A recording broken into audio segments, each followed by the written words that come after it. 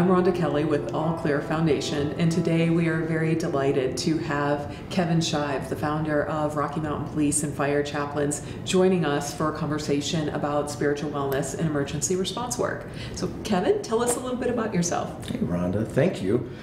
So me being a chaplain, my main gig is I'm a pastor, so that's kind of the foundation of who I am. About 15 years ago, I was asked by the chief of the Golden Police Department to come out and just help him with what he called some just difficult situations. And so in that, we didn't know what we were doing, but we showed up, and we sat around a table for a year and started to develop what chaplaincy was going to be. And it was exciting. It was pushing some buttons for me. I didn't really know what I was getting myself into, but it was almost as if a switch was flipped inside of me that just made me a little bit more cognizant of what was going on in law enforcement. So we did it, and my main objective was not to screw up, which was a hard one because there's a lot going on in that world. And then from there, we created an organization called Rocky Mountain Police and Fire Chaplains. We recognized through that in this region, chaplaincy somehow just skipped over. It was strong out east and it's strong on the West Coast, but it just didn't exist here in an organized fashion. And so we had some experiences, the Aurora Theater shooting, the Boulder floods, and what we saw was people wanted to help, but there was no relationship. So I'm calling chaplains. I'm like, hey, can we come help you at all? And they wouldn't even answer the phone because they didn't know me. There was no connection point. So from that, we realized our first goal, well, let's just organize. Let's create a group of people that know each other. And then from there, Rocky Mountain Police and Fire Chaplain has become what it is today, where we have about 250 chaplains in about 80 law enforcement agencies and 30 fire agencies in this region. So Wyoming, Colorado, Idaho, Montana, Utah. We actually have some people in Missouri as well. So I don't know how their mountains look out there, but we're considering they are Rocky Mountain Police and Fire Chaplains. So that's who we are, and we represent agencies. Some of us work with the FBI, some with Colorado Bureau of Investigation, some with state folks, some with county, and some with municipal agencies. So that's who we are. Fantastic. And I've shared with you over the years, we've been friends for several years now, that the way you do chaplaincy really changed my mind, my perspective about it. Yeah. I hadn't seen it done the way you have, or the way that you and your chaplains operate, and I'm really excited to kind of delve into that. And I love that you touched upon chaplaincy's long been a tradition in many of the emergency response branches. What did it look like? Why did it become a thing originally? And do you think it's changed the way that it operates in emergency response now? Yeah, no, that's a great question. I think at the core, it all originates from the same area. There's a need. And so this goes all the way back to George Washington. So it's a cool story.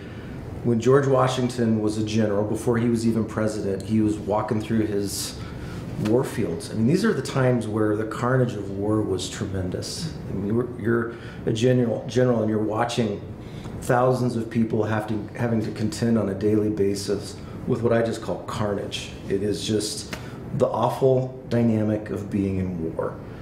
And what he said was, I just want men and women, I want individuals of character from the community that can come and be with my people, that can help them unpack on a regular basis the carnage that they're seeing. And so I fast forward to today, and I look around and I think our firefighters, our police officers, and their families are the ones that are dealing with modern day carnage.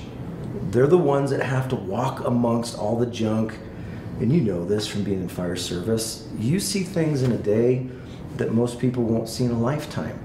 So it makes sense to embed people that are going to care for, unpack, and get to know you in a way. Because I'm guessing those folks that were part of what George Washington created, they knew people. Like, they probably sat around the campfire.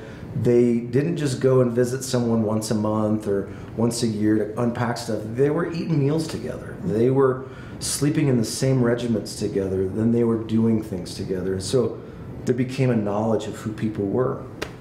And I think chaplaincy, if successful, has that same kind of model. You're embedded with a group of people and you know their stuff. Love it. And it's so key to develop that relationship in advance, like you described with the beginning of Rocky Mountain Police and Fire Chaplains, that without that relationship, it's really hard to get the door opened. And beyond establishing a relationship, it's what are your thoughts on establishing cultural competency and really understanding the day-to-day experience? And one thing I wanted to touch on quick, your organization serves law enforcement and fire, and that's fantastic. We do recognize that all of the emergency response branches, because we're all humans behind the mission, the badge, the uniform, the scrubs, can suffer from some of the spiritual injury that we'll talk about later. So in this conversation, we're talking predominantly about police and fire because of your organization, but we do recognize that all of the emergency response branches provide some unique exposures. Absolutely. And that we see very similar impacts on the people in those roles. Yeah, no, I mean, we work with dispatchers. Dispatchers often get forgotten in this whole process. We work with a lot of paramedics too, because they're embedded with different fire agencies. So I totally agree. There's a lot of need in emergency response, and what we're talking about will trickle into every area of it. So yeah, cultural competency, that's a big one. And I think that's been the problem. Is one, you might get people involved in chaplaincy who are, I call them cop wannabes. Maybe they weren't able to become an officer, or maybe they just have an affinity that's maybe unnormal. It's an abnormal affinity, and they start becoming like that. They start looking maybe like that. I'm an evangelist for law enforcement and fire. Like, I love them, but I don't want to be them. And that's a big difference. And I think in the past, you might have had people come in who leaned a little bit more towards, I call them weirdos. So I think that's a fair statement, because I think it's a fair term. It is what we've talked about. I think we've had that conversation. That might have been what broke. I think I'm still a little weird, but at least I wasn't as weird as some of the chaplains maybe that you, because you had a mindset, right? You had this idea of what chaplains were. So I'm kind of curious from you, like what was the big difference between what you thought and now what you see? Well, and what I thought was based on what I had experienced. So the agency I was with had a revolving door of chaplains who didn't have the time or didn't understand the importance of establishing a relationship with us individually or with the agency as a whole. And what I also found is a lot of the chaplains were there, some because they wanted to be firefighters, and some because they wanted to recruit for their congregation. And I know that rubbed a lot of people wrong, and it just felt like they were coming in with their expectations, and those expectations were that we would listen, that we would have a tremendous amount of respect for them, that we would want to go and join their mission, their church, and there didn't seem to be a lot of, tell me about your experience. Tell me what the past set's been like. Tell me what the past year's been like. Tell me why you got into the job. What are you struggling with right now? There wasn't that, and it felt very opportunistic, and it felt kind of exploitive. That it was more about the chaplain than it was about the responders they were claiming to want to serve. So I came in pretty jaded until I met you, and I remember one of my first questions to you was, well, tell me, what's the difference between spirituality and religion? And that's one of the big objections I hear from so many responders is, I'm not religious, I don't need chaplaincy. But what, and you speak eloquently about this, I'd love to hear your thoughts on it. Yeah, no, I think there's a couple of things in there. One, I think we were trying to break the same mold. So when I got into this too, I get really frustrated with people that come with their own agenda, and they're not going to be patient enough, cognizant enough to really understand the needs of other people. I'm a firm believer that people listen to people who listen. I mean, that's a pretty good little analogy. And so you have to earn your right to be heard. A lot of pastors have moved into chaplaincy, and they think that they're going to be treated the same way that they might in their church. Yes, absolutely. So you're in this place, and in my church, I get up and I get behind the pulpit, and I can preach and I can speak. And if you don't like what I'm saying, you go to the next church, right? But in chaplaincy, you don't necessarily have that opportunity, because chaplains are placed by the agency. I show up, and you don't necessarily have a choice whether or not I'm your chaplain or not. So the key is making sure that, one, the cultural competency is huge. We want people to understand that world. Two, training. It's essential. We've got to train people. And a lot of times the training really exists around me deprogramming pastors to understand the role that they have. And we use a great story from the Bible. It's a story of Daniel. And it's good because this is a guy that he served multiple kings. He was basically taken captive by the Babylonians. He was brought into that court. King Nebuchadnezzar was his guy, and it's a crazy story. And he just is like, okay, I'm not going to defile myself. So you want to make sure you find chaplains that aren't going to change who they are. Meaning, like, I can't get in there and start cussing and telling the jokes around the lunch table, right? I still laugh at them because sometimes you're like, that's funny. But you've got to make sure you know where those lines are, and some chaplains just don't. And then you got to move with tact. And so this guy Daniel was able and was approached by multiple kings all the way up to Xerxes. So the Persian Empire ends up taking over the Babylonian. And there's probably too much info, but no, this is great. It's interesting because Daniel kept being the guy because he didn't defile himself. He maintained who he was as a person and his character. It was intact, and he was respectful, which allowed him to serve multiple kings. So in our world, how many chiefs are you going to have over the course of 10 years? Mm-hmm. Maybe 3 or 4, right? Right. And so chaplains have got to come in and they got to know their place. They got to know that in their church, they are the person that makes decisions. In the police station and firehouse, they serve at the pleasure of the agency.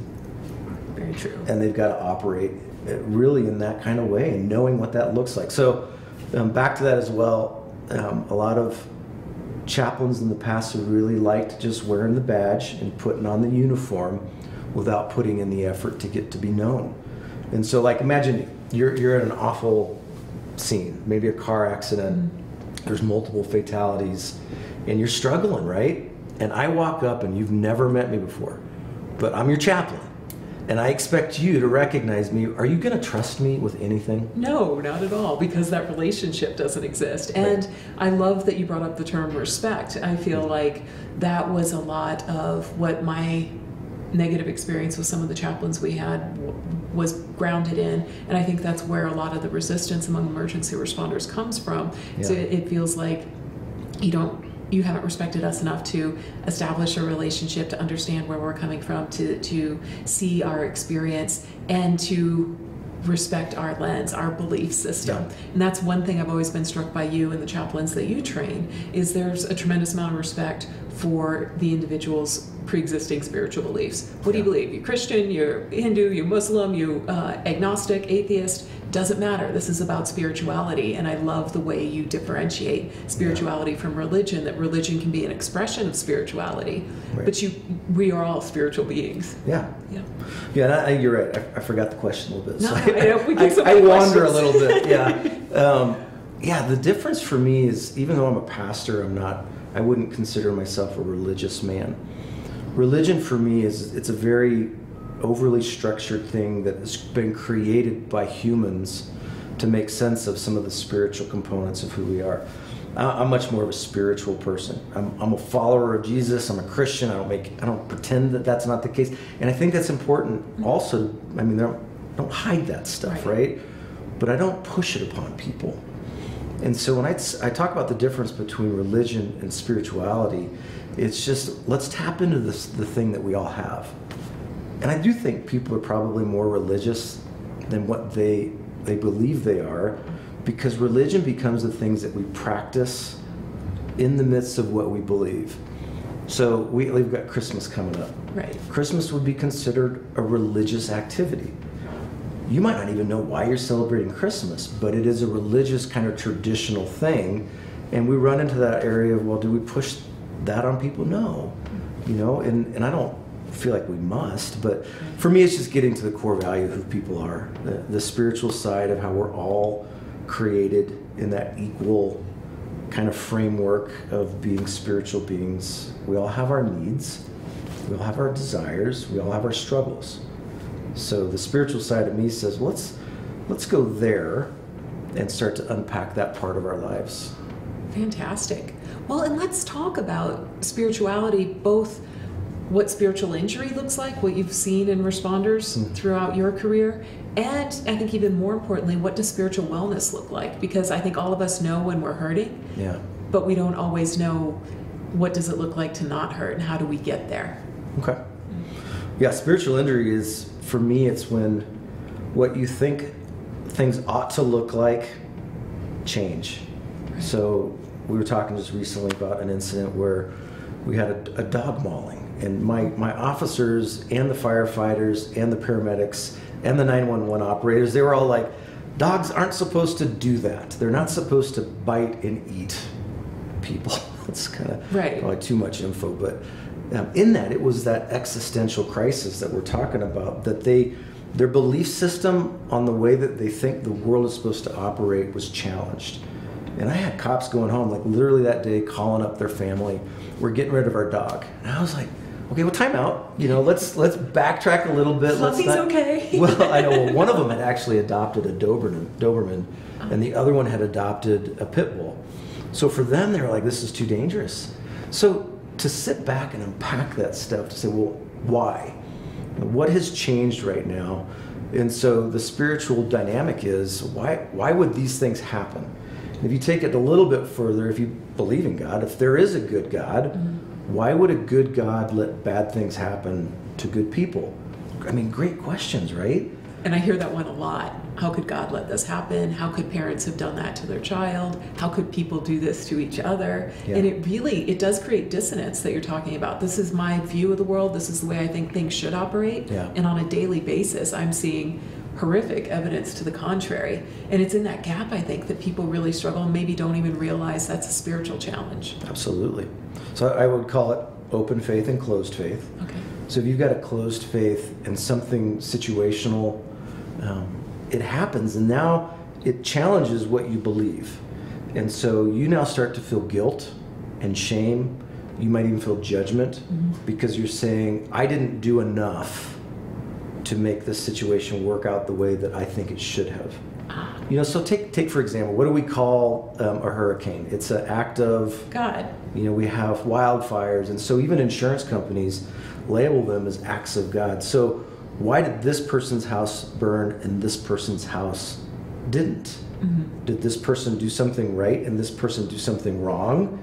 Why did, when I show up in a car accident, did these 4 people in the family live and the one in the middle didn't? So why, you're starting to ask questions of why. And so if you've got a closed faith, you'll find yourself feeling pretty shameful and guilty because it's your fault. And I think that affects our emergency responders too. Absolutely. Oh, that's an interesting perspective. So for me, I'll just peel on it a little bit. My belief system affects the way that I see the world. Whereas a lot of people, the things that go on in the world is how they view their belief system. So a lot of folks would take science and mathematics and social issues and any of that to define their faith. For me, the belief system is what defines those things. So if one of these gets rattled and one of these gets rattled, and that's what you're using to define what you believe, well, of course you're going to have existential crisis. But for me, I have this filter. This is what I want people to try to get to in their belief system. Most folks don't even realize they have a belief system, right? Well, something that you said about all of these scenarios you just listed, I kept thinking meaning making. We all have a need to make meaning, make sense out of what we've experienced. And that can be really challenged in emergency response work. And I think that the alternative to making meaning is just accepting that this happened and I didn't have any control over it. I don't know, I may never understand why, but I think one of the responder hesitations toward acceptance, the barriers toward acceptance, is that acceptance feels like quitting or failing or giving up. Lose. Exactly. So how do you see that in the lens of spirituality? How do we move to acceptance and away from meaning making, or accepting that we may never know the meaning? That's that's a hard one. Well, because I think it differs for everybody to a degree. So let's say we'll take what I think is the predominant spiritual makeup of people right now.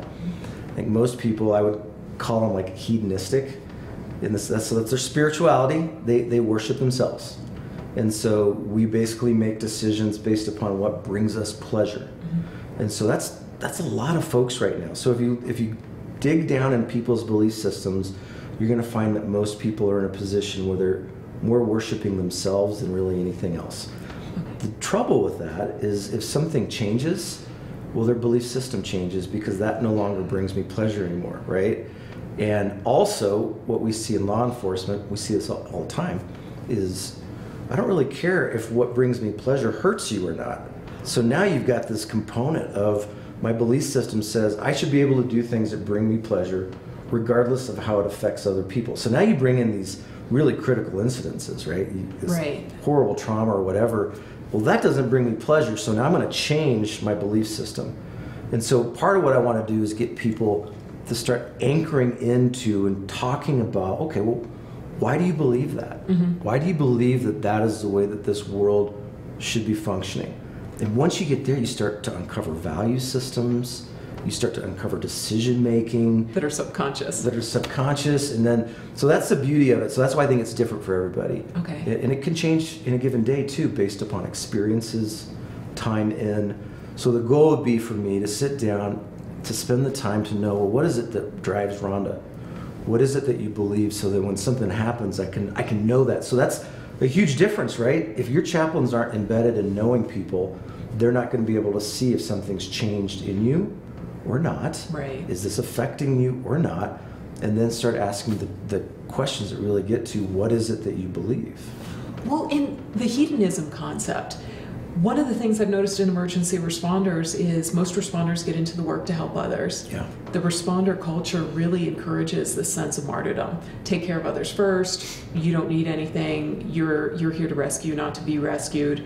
And that many responders feel that their badge of honor or their evidence that they're good at what they're doing is how much they're suffering. Yeah. And I think it's difficult for responders to look at all the suffering in the world and to feel like, okay, I can go and have a great life, but I know all this other suffering is going on. So I see a lot of responders who get mired in this pit of suffering, not through their own choice necessarily. I think maybe some unconscious or subconscious motivations. But then I also see that as kind of a sense of entitlement can come out of that too. I've sacrificed so much, even though they weren't asked to, so I deserve this. I should have, perfect children. I should have a spouse who's at my beck and call. I should have respect. I should have promotions. And I'm entitled to this. And I think it comes from a place of wounding, and that some of that is the spiritual wound. I don't know how to deal with this world around me. Yeah. And Yeah. I know, right? I mean, it's Easy one. tough. Yeah. No, I mean, it's a lot of times I just want to say, how's that working for you? Right? Exactly. And it's not. And I think that's one of the misconceptions we're trying to break apart with folks is, yeah, it's rough. Mm-hmm. Yeah, you do see things that most people will never see, and it's cumulative. Like you're going to show up tomorrow and you're going to see the same stuff. And then you're going to show up the next day and see the same stuff. So my hope in it is that we're able to be preventative by creating systems and tools through beliefs and values that'll help them make more sense so that they're not being tossed around like waves on an ocean. So the illustration that I use is like a boat in the middle of an ocean. And I think that shame and that suffering is because they're just allowing circumstances and situations and the wind of the day to blow them. So they're kind of they're going wherever it is, and then the next critical incident comes up and then they go this way. And the next one comes up and they go this way. And so then they end up having that victim mentality because they feel victimized. Mm-hmm. So the goal in spirituality is to say, let's figure out what is your rudder.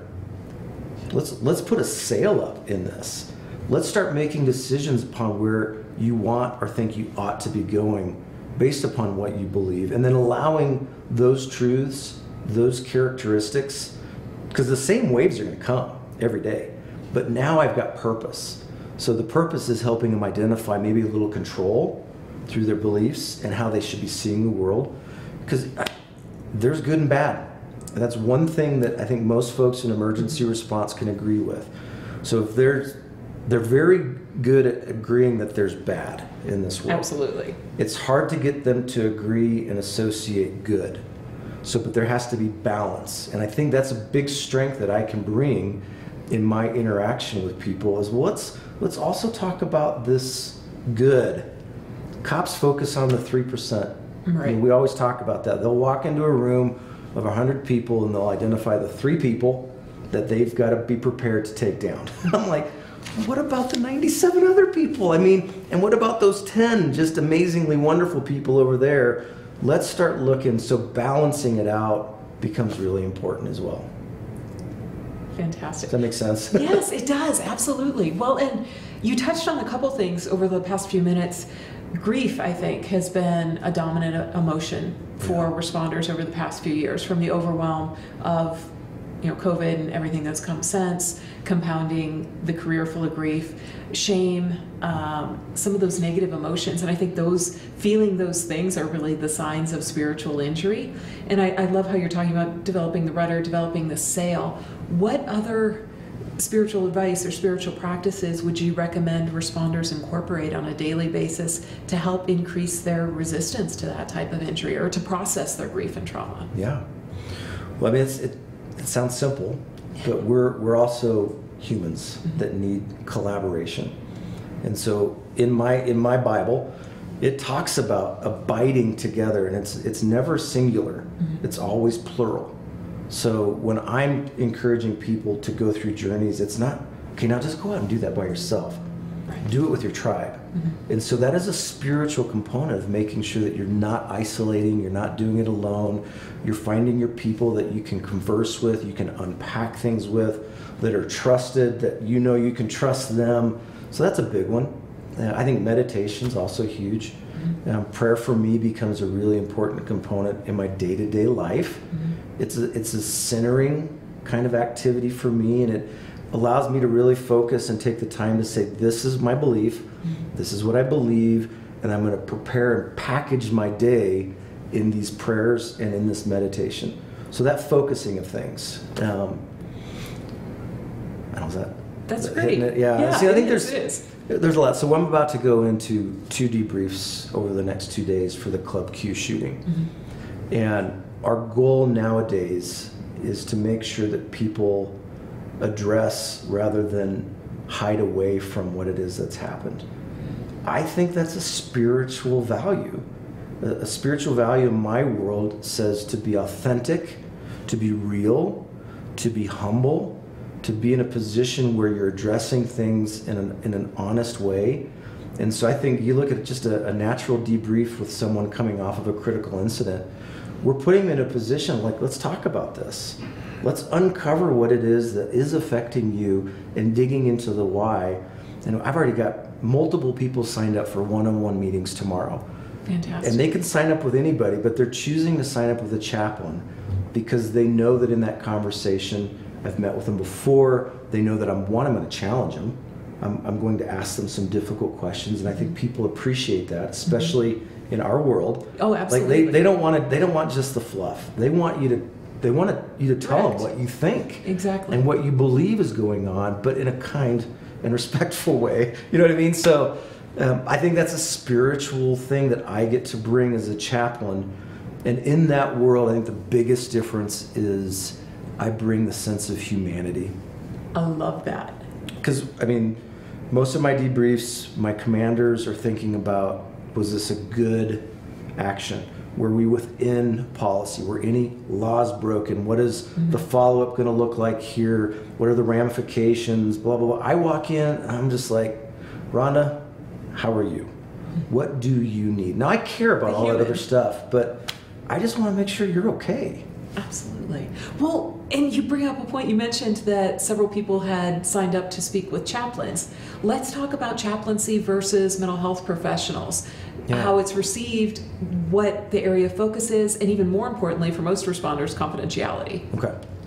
Well, I think if we're really honest, most folks don't want to see either of us. Exactly. I think that's accurate. They're like, I don't want to see the clinician, I don't want to see the chaplain, but I think in both of those worlds, because we're starting to work so much closer together, in the past there might have been resistance and there might have been even territorialism over, well, that's my job or that's my job. It's both. We need clinicians, we need counselors, we need family counselors, we need off-site counselors, we need peer support, we need chaplains. So they all have a lane and they need to stay in it. And so like I tell my chaplains, never describe yourself as just the chaplain. I want you to walk in, I want you to say, I am the chaplain, because no one else has your role. The clinicians don't have your role, and nor will you have their role. So just really being cognizant of what you can provide. The thing I love as a chaplain, and I love all clinicians. I mean, we work with some amazing folks here in Colorado. I'm so thankful for what they do. What I get to do is I am in a long-term connection point with my people. if you're doing chaplaincy effectively, you're in briefings. My wife and I, we had a couple out for dinner that were going to officiate their wedding. So now I know him, his fiance, and the next time I see him, if they're not doing right, I'll be able to tell because I'm around them more often. That's the goal that chaplaincy can bring, is you're embedded in the day-to-day. You should be around your people, and if something's going wonky, you should be the one that says, something's up with Rhonda. There's something going on. I see a change in behavior, whether it's physical or psychological or emotional or whatever, spiritual, then we can engage. And so that's where I think chaplains differ a little bit, because clinicians, they have their offices, and sometimes in my world you can be voluntold to go to the clinician. And sometimes you can as a chaplain too, but I think they work really well together. So when you establish a good relationship with the agency itself and with the individuals, what I'm hearing is there's that sense of safety and familiarity and comfort and connection that make it sometimes easier for responders to connect with chaplains. I hope so. I mean, that's what it should look like, right? It should be that you're known and you know people. I love that. What about confidentiality? We know that clinicians, they take their notes. Sometimes notes can be subpoenaed. There's the clinician-client privilege. What does it look like for chaplains? It looks good. Great. So confidentiality is kind of an interesting phrase. There's nothing legal that protects confidentiality. It's called privilege. So in our world, we have 5 characteristics. We train all of our chaplains in understanding what will create privilege and what will create that opportunity of complete, I can't share any of this with anybody. And so in every agency, chaplains are confidential. We're not going to share anything. That's in the policy. And if I violate that as a chaplain, I will be gone from chaplaincy for forever. Right. And they test it. Like they want to make sure you're going to do it. But the privilege side of it means if you share something with me and no one else is listening, then that's privilege. And I can't be brought into a court of law to testify unless you and I agree about it. And so I don't take notes. I really work hard not to take notes, because that can be, like say I get, say someone else, I have to go in for something and blah, blah, blah, but we'll cut that part because that's dumb. But I do think that people need to understand that the conversations they have with chaplains is the most protected conversation in the state of Colorado under privilege. And I think that's important.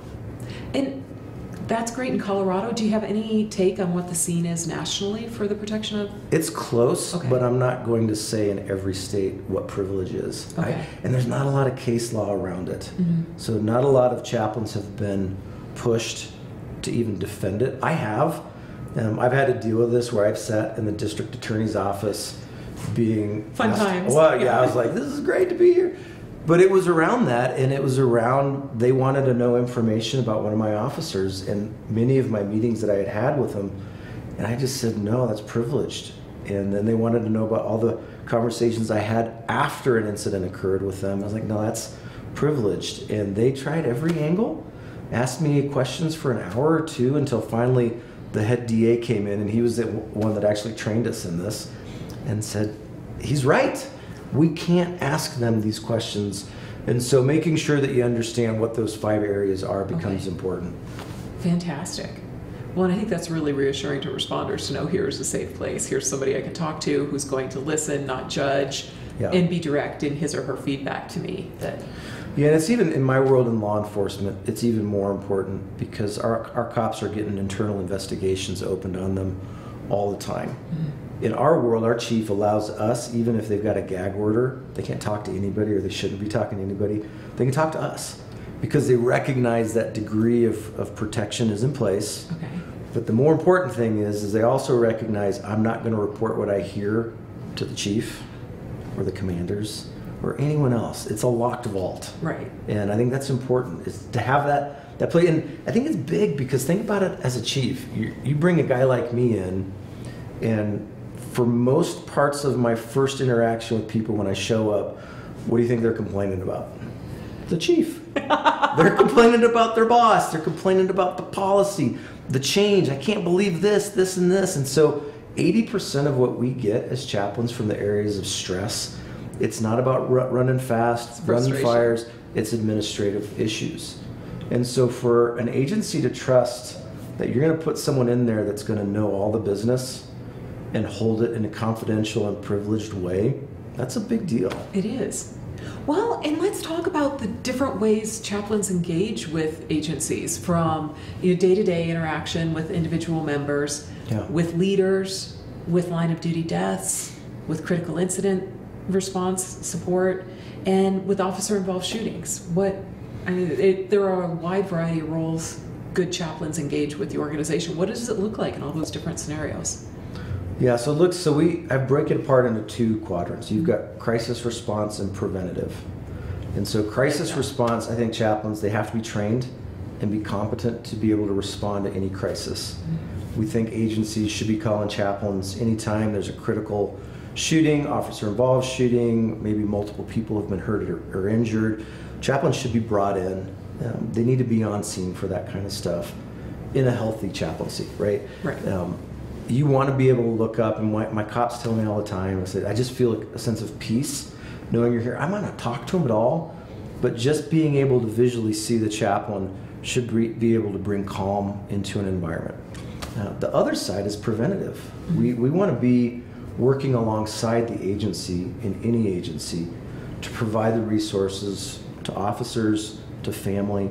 We've done sleep studies, we've done personality studies. We bring in these things that we say, let's talk about attitude. We were having morale issues. Imagine that, morale issues. In emergency response? I was asking my deputy chief, I was like, well, what should we talk about? Can you just come in and talk about attitude? I was like, actually, we can, because that for me is a spiritual kind of mentality of how do we represent ourselves well. For me, how do I represent my God with his kind of attitude?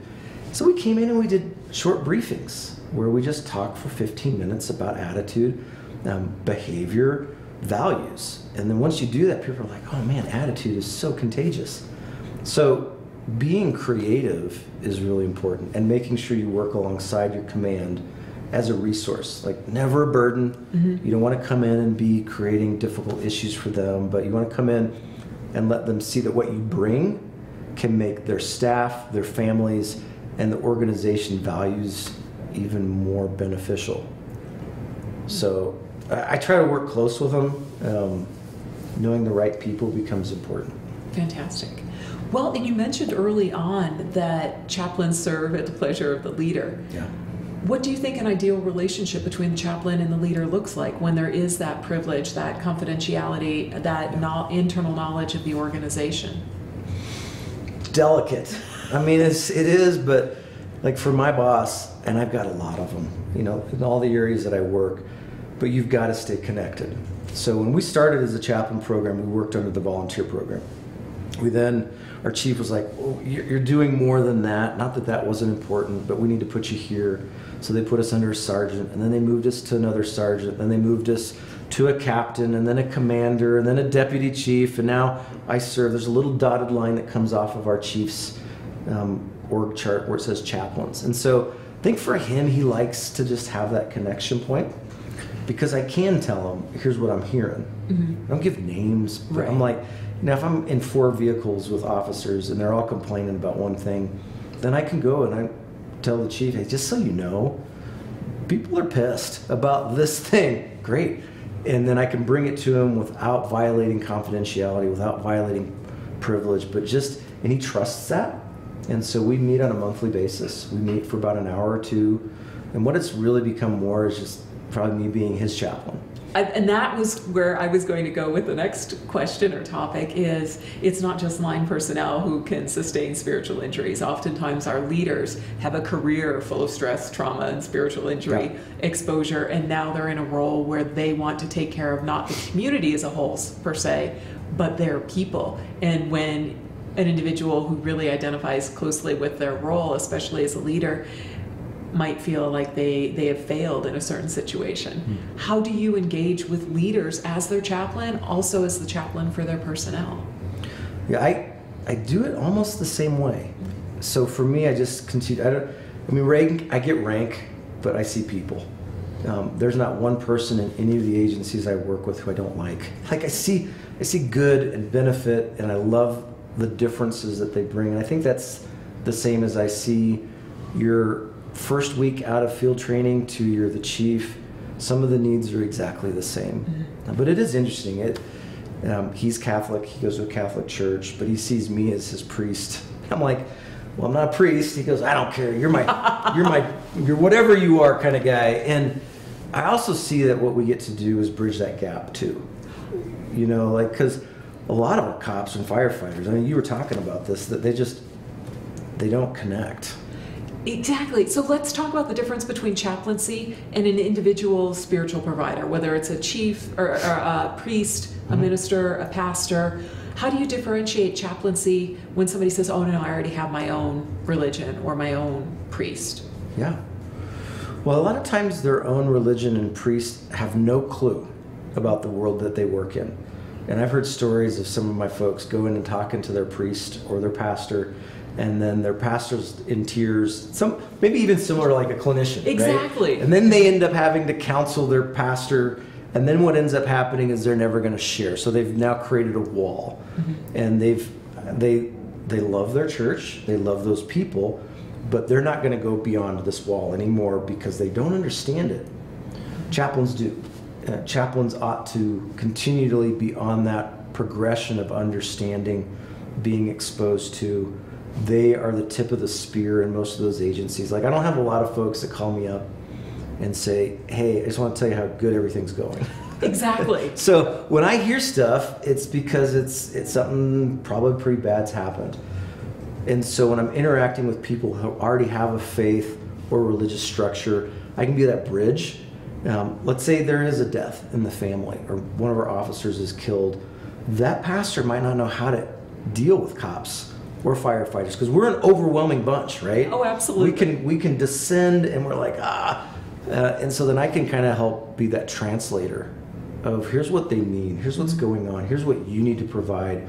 Because it becomes important because that individual is going to be part of that community for the long term. That community is going to need to care for people beyond when I leave or when clinicians leave or anyone else leaves. They're the ones that need to be able to pick up the ball and run with it. So I think we bridge the gap. We can talk culturally, but I can also talk spiritually. Love it. So funny story, I have to remind people that people in church talk different.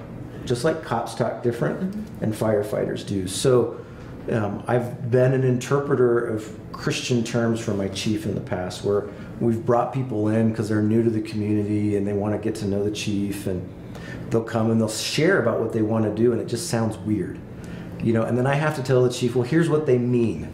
Here's what here's what they mean they want to do. And in some cases it's funny because they use these churchy terms that almost sound bad in law enforcement. Like a term we use in the church is, I just want to love on you.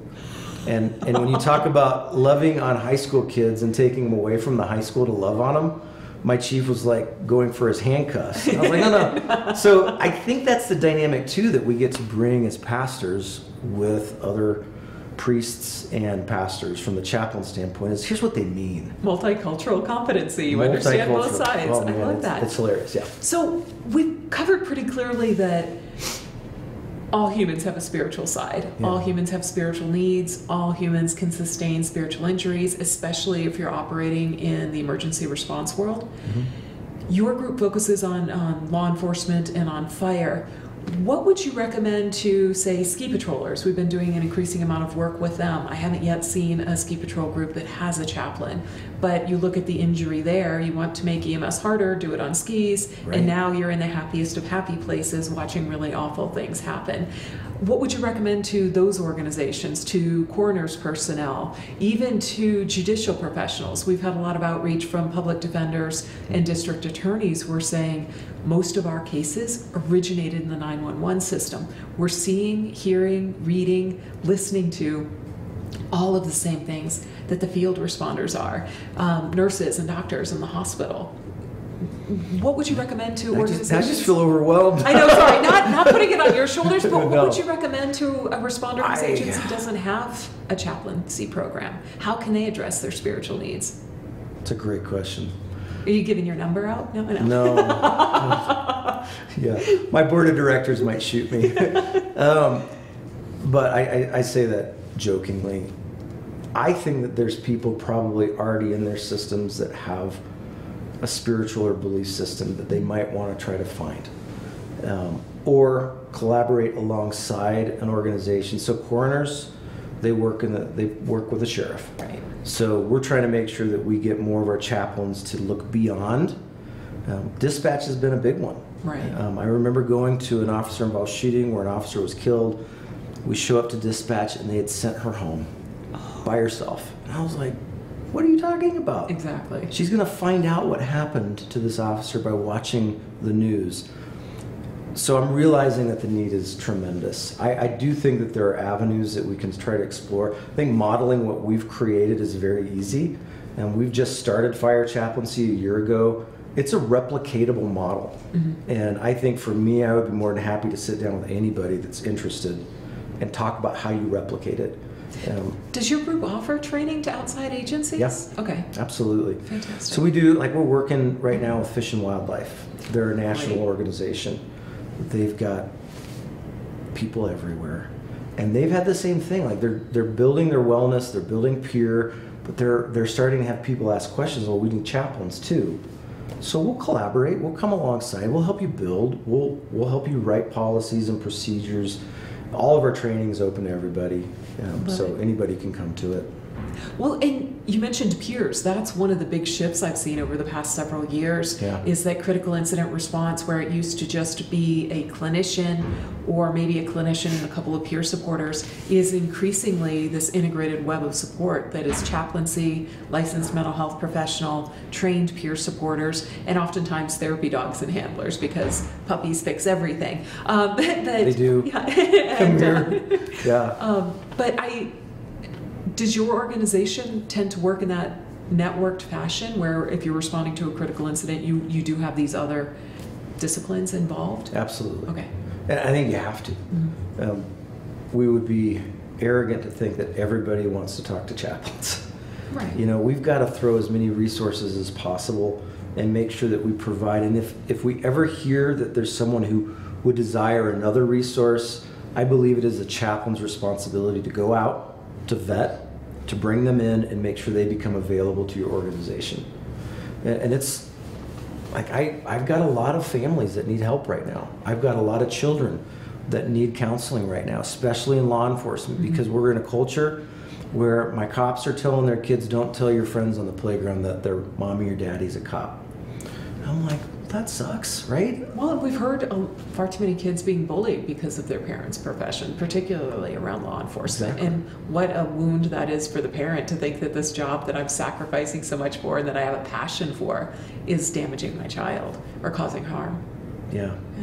It's hard. I just tell them, don't go to the playground. I'm like, because what I want to do, let's just go talk to the playground and let's find those parents and have a conversation. But what it does is it's creating anxiety. And so for me, I'm like, we've got to now provide, and so I'll go out and find clinicians that specialize in counseling children, and then have hopefully an understanding of the cultural competence, so that I can now come back and say, hey, your kiddo's struggling, they should go see X, Y, or Z. I've checked them out. I've taken them to lunch. I trust them with your people. And I think every chaplain should do that. So if you're going and you've just got peer support and clinicians showing up, that's better than nothing, right? Or if you just got chaplains and clinicians showing up, that's better than nothing.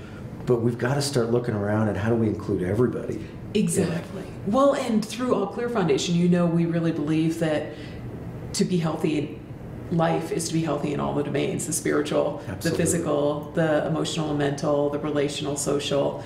And what we are seeing and what we've been doing to increase the accessibility of our resources is, one, working with strategic partners, people who are doing great work in one or many of those domains, but also to eliminate the biggest barriers. One, stigma, which we're all working together to eradicate as a barrier, 2, geographic barriers where there aren't a lot of local resources. How can we help resource on a broader scale?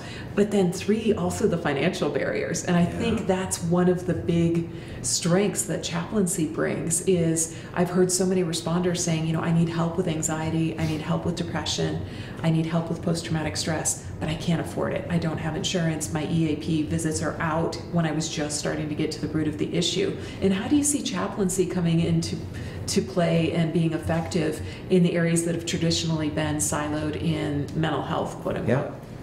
Well, one, I think they've got to be trained, but I make sure our chaplains know they're not counselors. Right. So we do not counsel, but as a pastor, I can pastorally counsel. And so I bring perspectives. I never come in and judge. I never want to come in and say, well, you ought to be doing these things differently. But there is some strength, and there's some, hopefully, when they start coming to you, they do that because they see something different in your life. Maybe they can see that you're modeling it differently. The only way they're going to see that is if you're around, right? Not just at award ceremonies and not just at the crisis. You've got to bring them into your home. You've got to do meals with them. And so that's where I think it does help. It helps you to have that ongoing long-term conversation around anxiety, because in my world spiritually, the Bible talks a lot about anxiety. And so I can bring some of those beliefs into it and just ask them, have you ever considered? And that's a question that I try to use, or just some what ifs. What if this might be a truth that would resonate with you? What do you think? Never coming in and saying, here's what you ought to believe. This is what you've got to have. People enjoy that. They like the conversation. And I do think chaplains are in a really special place to be able to have those ongoing conversations around things. But there are times where I'll be like, okay, we got to stop, because I think we need to get you to a clinician, right? This is an up-leveling. It's totally, yeah. Well, and I think one of the biggest points of value, you just mentioned it, is chaplaincy's ability to shift perspectives. We all live in the world of our own making. So we might experience the same things externally, but we tell ourselves stories that are filtered through our lenses, through our beliefs. And oftentimes our internal story is inadvertently the root of our suffering, that I'm to blame, I was weak, I failed, this shouldn't happen, my kids aren't safe in the world, my family's not safe, the world is not safe. And having somebody who's trusted to be able to, whoa, slow down. Yeah. Let's look at these thoughts. Let's shift your perspective a little bit. Is this story really true? And does it serve you? And I think that's one of the big things, and I hadn't realized it until I was listening to you, that chaplaincy can offer a shift of perspective. Yeah. That brings its own healing. It's just a redefining of narrative, you know, and I think a lot of folks, myself included, can create false narratives. Oh, all of us. It's a human. And so I'm like, well, that's a good perspective, but have you ever thought about this? You're right, because who do firefighters hang out with? Firefighters. Cops. Cops. And if you've got cops that are unhealthy, they're going to perpetuate, they're going to just be on Facebook, and I see this all the time. They elevate their issues based upon the people that they're hanging out with. Chaplains can come in and say, hey, what about this? And I do it all the time, even in briefings or when I'm writing, to just say, have you considered this? Or I just say, I don't think you realize this, but there's a lot of people that actually really like you. Because the last 3 years has been brutal for cops. They have been demonized. Yes. And they get this perception. And then if you get on Facebook or you watch the news, it just makes it worse and worse and worse. So chaplains can also be that voice of, no, you're not that. Let me tell you what I believe your identity is. And I think identity becomes an important part of that spiritual development. I 100% agree with that. I think that identity, meaning, and purpose are kind of the 3 key pieces of spiritual well-being. What would you say to the specific incidences of loss of identity? We see it in retirees who haven't had the opportunity or didn't take it to prepare before they separated from the role that they identify themselves with. To the other end of the spectrum, say nurses. We know more than 126,000 nurses across the country left the profession last year. And these were people who were just dedicated, who really identified with that role, who were really there to fulfill the mission. And most of them said, I'm leaving because I'm demoralized and I'm burned out. They talk about administrative betrayal. They they talk about we used to have pots banged for us, and now people are angry with us because they have to wear a mask when they're in a medical facility. How would you recommend people begin to address those, or would you call those spiritual injuries? Yeah. Okay. Because I think understanding your identity is at the core understanding your beliefs. So your beliefs probably would be the things that define who you are. The problem is most people don't address their identity until they're in crisis. Exactly. Right? I am what I do instead of who I be, which Exactly. isn't grammatically correct. Yeah, so who I am. Yeah. Okay. Well, I mean, it's just the whole, like when we introduce ourselves, what do you do? Exactly. Well, and I love that you bring that up. When I retired from the fire department, I still got to come back to teach at a couple of our academies. And one of the academies afterward, I asked the group, what do you think I say when people ask me what I do? And one of the guys in the back, 26 or 27, raised his hand right away. He said, I used to be a firefighter. I said, exactly. How did you know that? He said, because I used to be a Marine. And I was like, yeah, so that sense of identity. I think we haven't really trained. We've really honored these professionals for identifying, and the volunteers also, career or volunteer, for really identifying with their role in society, but we don't teach them to turn that off when they retire. We don't teach them to turn that off when they go home. And I think it can eclipse their view of themselves and the other points of value in who they are and what they bring to the world. Yeah. Well, I think about it this way too. We're living in a time right now where self-identifying is really important. And people are allowed to do it, and there's freedom to do it right now. That's not always been the case. True. So using that as a knowledge base, we can say, well, let's dig into identifying who you are as a husband, as a wife, as a spouse, as a friend, as a father. And that's before we get in. We've not even mentioned what you do for a living. And so helping them understand the things that they are will help, I think, that transition. We talk about all the time in our world, it's a world of Eustace. Exactly. Like I used to do that, and I used to enjoy that, and I used to do that, and they don't have any of that anymore because they've allowed their identity as an emergency responder to be the thing that sucked them into this vortex, that's all they can do. That's dangerous, right? So let's pull them out and get them back into some of the things that just define humans. Love that. Yeah. Well, and it's a broadening of perspective where oftentimes when we get overwhelmed or stressed or traumatized, we not only develop a narrow focus, but it tends to become more negative, more dark, and more rigid. And I think maintaining spiritual wellness is about maintaining that flexibility, that encompassing identity, if that makes any sense. No, it does. And it's like for me, I try to find those places too where people don't care what I do. And that's hard, right? So I've got a lot of cops that they aren't even doing Christmas meals or Thanksgiving meals with family because their family now sees them as a cop and you're part of those people. And so that's going to affect your identity, right? Oh, exactly. And so helping them step out of those moments and say, well, you're also you have these characters and qualities that are based upon who you are as a spiritual person. That then helps them become a better cop. It helps them actually deal with those circumstances in a healthy way rather than just getting pissed at their family, right? Exactly. And so, but it's hard because I think the hardest is when people retire. You know, you take that away and like, you know it, you've gone through that transition. You're gone and they don't think about you anymore. Oh, exactly. I always envision it in my head like a rapidly flowing river. And once you grab a rock or you climb out of the river's still going on. And I noticed that at the beginning of my career. We would see firefighters who'd retired several years before stop by the station being all excited to come back in and have the camaraderie, thinking they were stepping back to that same point in time. And it was so sad to see kind of the crestfallen look on their face when they realized, I don't know anybody on this crew. None of these people were even on the job when I left. That hurts, right? It does. But there are ways to avoid that. And I think you've worked on this through your organization. We've worked on it through Responder Strong and All Clear, helping people get prepared for retirement. And one of the big things is, let's talk about your identity. Let's talk about who you are and what you really want. And I know right now you want to golf, but that's going to get old pretty quick. And, it could. Sounds nice. Okay. But yeah, teaching people that you are more than what you've done. And allowing them to transition and create their new sense of meaning and purpose once they leave the job. Yeah, and create environments for people. So if you're one of my officers, you're always one of my officers. If you're one of my firefighters, you're always one of my firefighters. And so in our environment, we really push the organization. If they don't have a retiree group, create one. Fantastic. Give them shirts.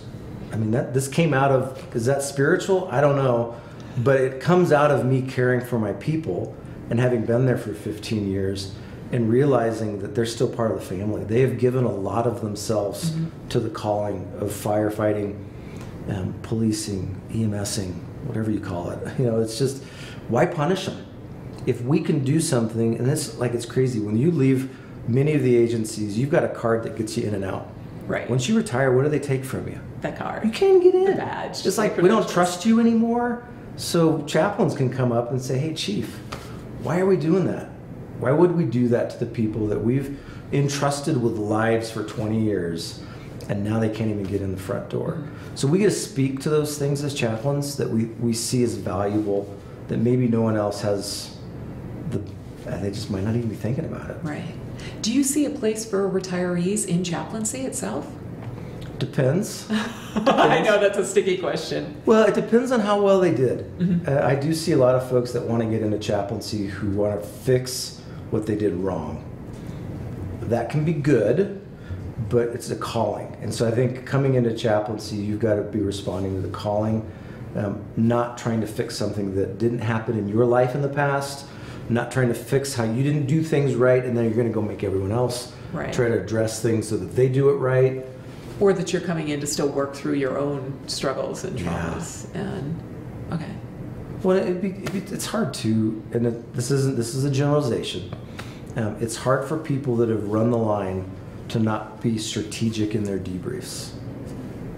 And it's very peer oriented, because I've never run into a dark alley with a gun. I'm the guy going the other way. I'm like, good luck in there. I'll be here when you're done. But once you've done that, it's hard to unpack without using that as a framework. And so it can be done, but it takes, I think, a lot of training and a special person. Great. So what traits have you seen that make people successful chaplains, or what traits do you think are essential for somebody to embody to be a successful chaplain? It's a good question. So it was frustrating at first, because when we started developing new programs in a couple agencies, I would go meet with a chief or a sheriff, and I'd start talking about chaplaincy, and they'd have kind of a look on their face of, I don't know about that. And so I realized, kind of like with you, they had a perception. And so I started digging into that a little bit more, and their perception was, and they said this, I'm not putting words in their mouth, they said, I don't want any weirdos. And so for me, I had to start unpacking, well, what did that mean? Right. What did it mean to not be a weirdo? And some of it is speaking the right language, making sure that you understand this transition from your world into another world. But a lot of it is just making sure, and I don't know how to define this exactly, but you want to find people that people like to be around. Just like peer support. Just like peer support. They have to be normal enough but crazy enough to fit into the world in a way that's going to resonate with the people that are there. You want to make sure that they will be able to fit that culture of that organization, and it might be different in different places. I use this term, I say, if you're not willing to go grab a beer with this chaplain, then they're probably they're not the right person for you. Okay. Not that chaplains are going out grabbing beer, but it's that concept of would I just want to go hang out with this person? Would I be willing to go have a conversation? Would I be okay with them hopping in my cop car for 10 hours? And more importantly, would I refer them to one of my friends that's in need? So for me, it's a very subjective, I can't put specifics on it, but we do oral boards. We will do interviews with each of the agencies where they sit down. We just did one recently right nearby here, and there were two people that the agency just said, I don't think they're a good fit. Okay. And it's not that they're bad people. They're probably very passionate about what they want to do, but they just didn't fit the mold.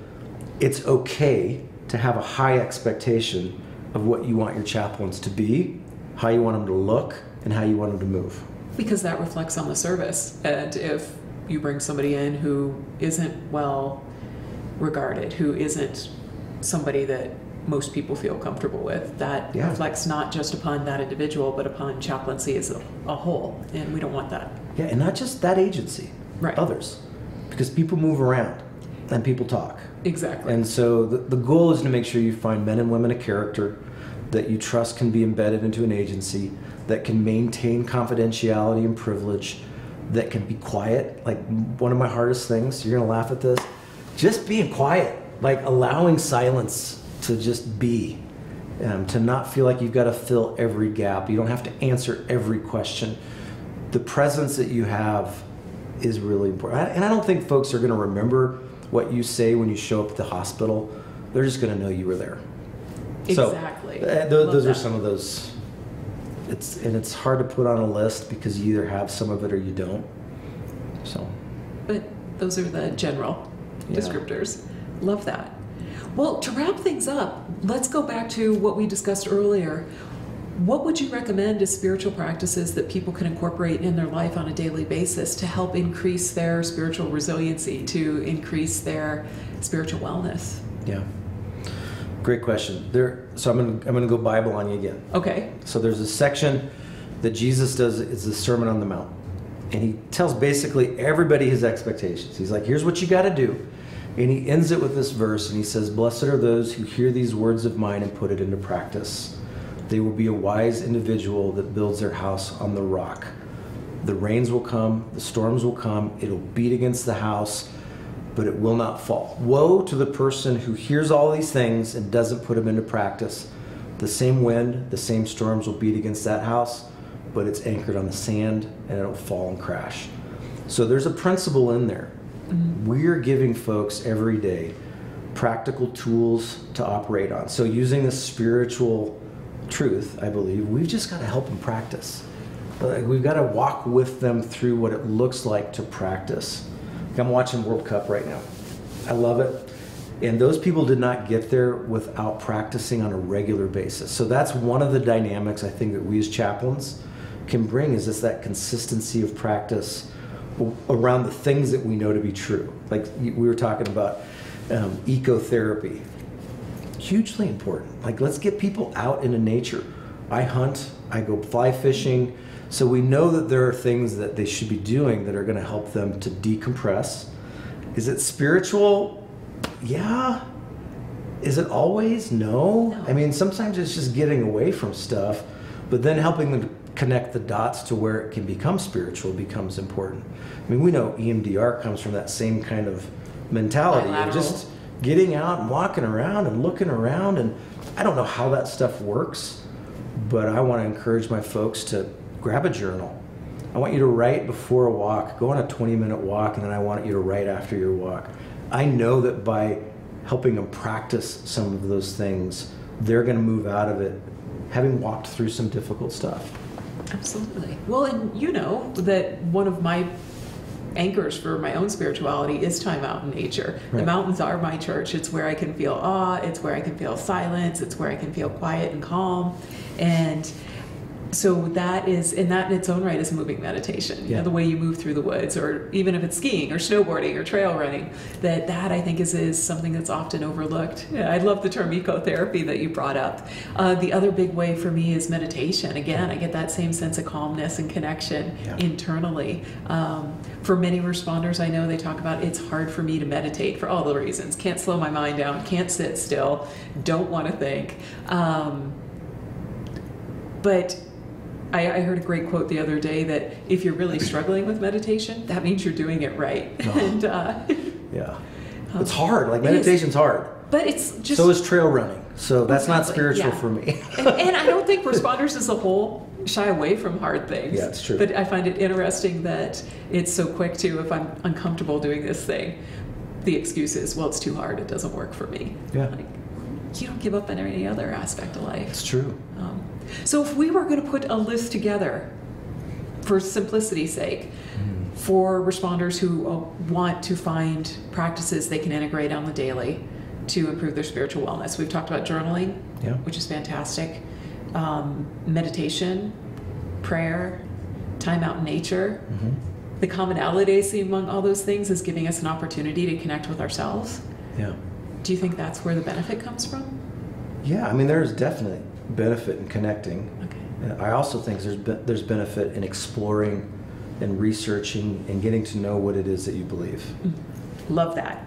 So for me, I'm constantly exploring my foundation of truth in the Bible. You've got to be aware of it. Just like a firefighter's got to be aware of their rig, their truck, Right. all the dynamic, and you study it and you test it, and it becomes proven. If something's broken, you fix it. The problem is, I think a lot of people don't know that there's anything broken in their spiritual walk. So maybe just some assessments to ask some honest questions.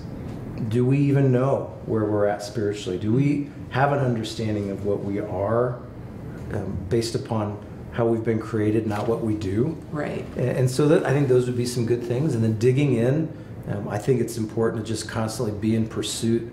Because if it is the thing that's driving a lot of who we are, it would make sense that we wouldn't just focus on the consequences of decisions. Let's dig deeper. Let's figure out values. Let's go one step further. Let's look at beliefs. Because I think that beliefs are the engine that fuel a lot of what we see on the surface. So let's dig in there. So reading, podcasts, YouTube Oh, yeah. videos on spirituality, meaning, values, can be a form of spiritual practice for Absolutely. Yeah, I mean, so whatever you're going to use to feed, I think that's important. And I encourage you too. I'm someone that, because I'm teaching regularly, I fill myself with even controversial or items that I disagree with. So making sure that, and if you are secure in what you believe, those things are fun. It helps you move into a way where you understand more. So yeah, I love the podcast and the reading side of things. Fantastic. Well, and Very there's important. going to church, there's group sessions, there's tons of ways. I love that you really highlighted, especially for responders who, when they become stressed, tend to want to isolate, that it is really important.